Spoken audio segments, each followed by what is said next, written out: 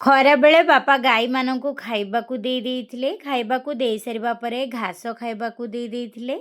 ଖରାବେଳ ଖାଇବାରେ ମୁଁ ଆଜି ବନେଇଥିଲି ଚୁଙ୍ଗୁଡ଼ି ତରକାରୀ। ବାପା ସକାଳୁ ଚୁଙ୍ଗୁଡ଼ି ଆଣି ଦେଇଥିଲେ। ଭଜାଭଜି କରିଦେଇକି ମସଲା କଷାକଷି କରିସାରିବା ପରେ ଚୁଙ୍ଗୁଡ଼ି ତରକାରୀ ବନେଇ ଦେଇଥିଲି।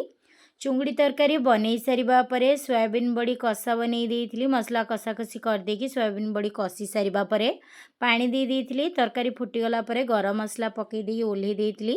ରୋଷେଇ ସରିବା ପରେ ଟିଫିନ୍ ପ୍ୟାକ୍ କରିଦେଇକି ଦିଦି ବାପାଙ୍କୁ ଦେଇଥିଲା। ତାପରେ ଦି ଭଉଣୀ ଆମେ ବସି ପଡ଼ିଲୁ ଖାଇବା ପାଇଁ।